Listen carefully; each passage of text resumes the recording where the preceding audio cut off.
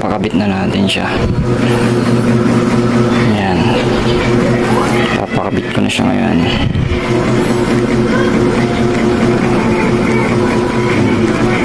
Ayan, tara.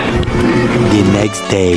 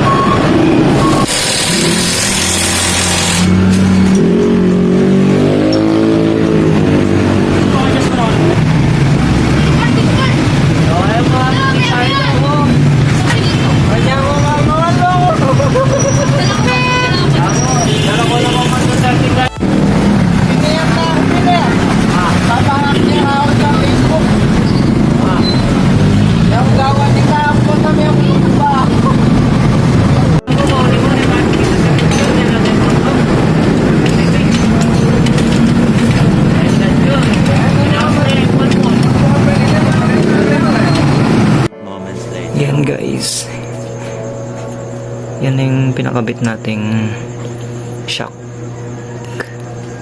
Sabi ng seller, pang raider daw siya, pero yun nga, hindi pasok dun sa lagayan nung bolts ng shock, kaya grinder ng konti kasi medyo makapal yung lagayan nito, kaya makikita nyo sa video na grinder siya ng konti, binawas lang naman ng konti. Yan, pero goods na goods siya guys, parang universal. Yan, sa Shopee ko siya in order guys. Yan siya. Spyker pala yung tatak nito. Spyker, adjustable siya. Mas mataas sa stock, bali 295 mm. Ma-adjust mo siya hanggang 310 to 15 mm. Yan siya. Ito yung taas niya, guys. Yan.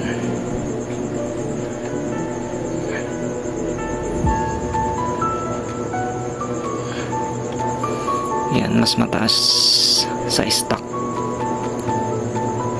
Yan siya. Yung lambot niya, okay lang naman, sakto naman. Yan, pwede mo namang adjust yung lambot tsaka yung rebound niya. Pwede mong i-adjust. Yan siya. Yan, guys.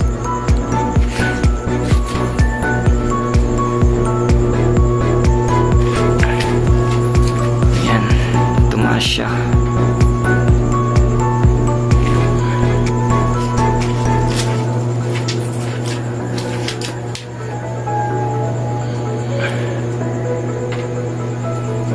Yan guys, pag gusto nyong umorder ng shock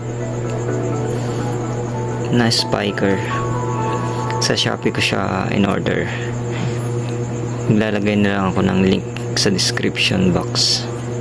Yan, para kung gusto nyong umorder ng mas mataas na shock, yan, makapag-order kayo. Yan.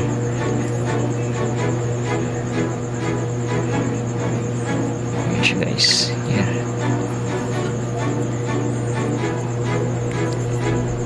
Pero kung gusto nyo ng lowered, hindi pwede to kasi mas mataas sa stock to eh. Ayan.